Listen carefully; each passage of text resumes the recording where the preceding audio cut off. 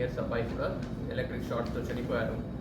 Despite police వాళ్ళు అందరూ Utsav committee వాళ్ళతో అండ్ మేనేజ్మెంట్ వాళ్ళతో రిపీటెడ్గా చెప్పినప్పటికీ కూడా ఎలక్ట్రిక్ షార్ట్ సర్క్యూట్ ఒకటి జరిగి ఒక అబ్బాయి చనిపోవడం జరిగింది. Unfortunate incident.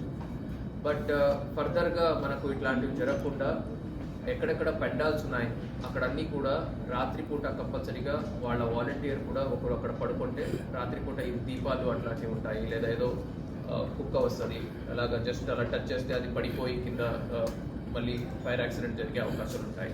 సో అట్లాంటి టైంలో ఈ దీపాలు ఎక్కడ వెలిగించి ఉంటారు దాని చుట్టుపక్కల ఏరియాస్లో ఇన్ కేస్ అది పడిపోయినా కూడా ఇన్ఫ్లేమబుల్ మెటీరియల్స్ క్లాత్స్ కానీ ఇట్లాంటివి ఏం లేకుండా ఎన్షూర్ చేసుకోవాలి.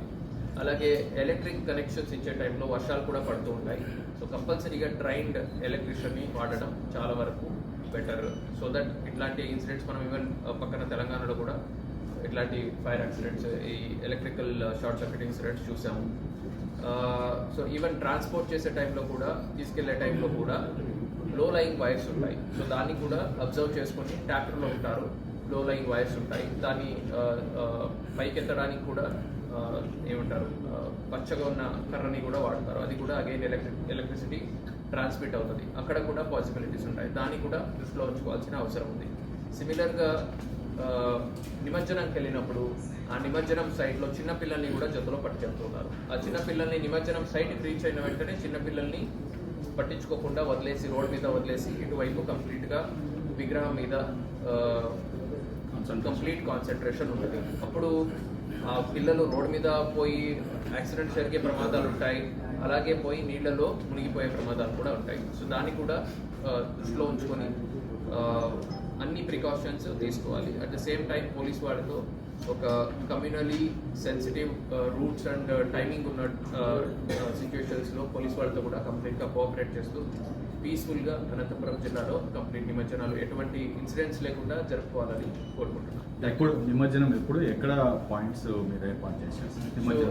లాస్ట్ ఇయర్ లాగానే టౌన్ అవుట్స్కర్ట్స్లో కెనాల్ పాయింట్స్, ఆత్మకూరు రోడ్లో అక్కడ ఇవన్నీ కూడా పాయింట్స్ సేమ్ సిమిలర్ పాయింట్సే ఉన్నాయి.